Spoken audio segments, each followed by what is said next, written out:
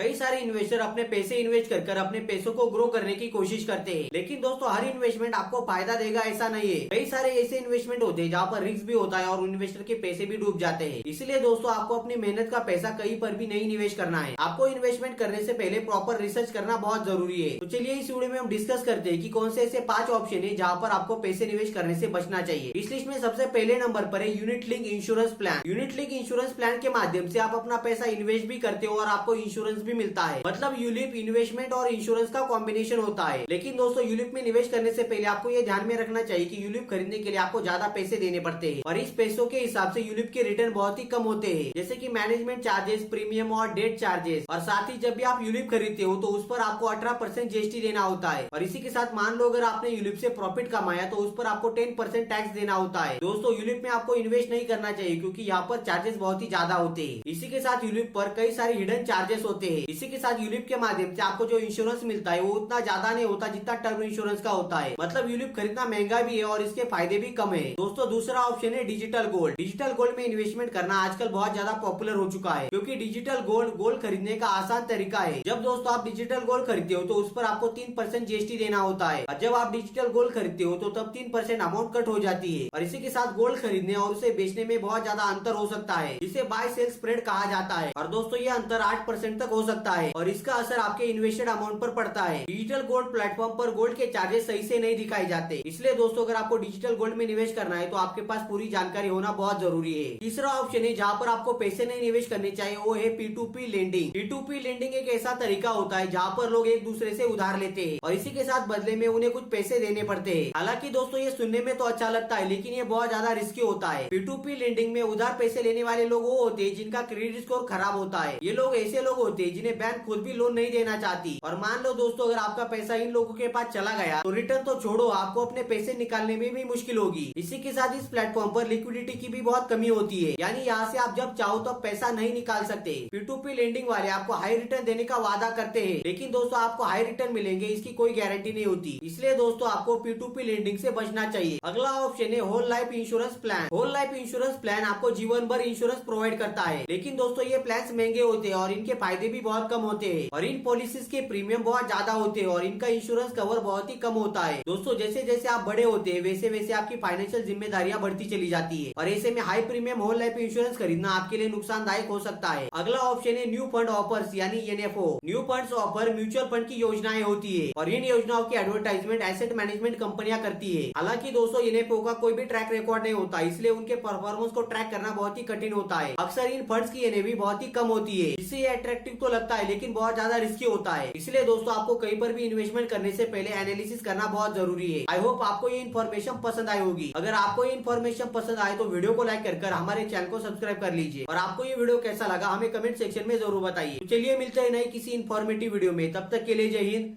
Vande Mataram.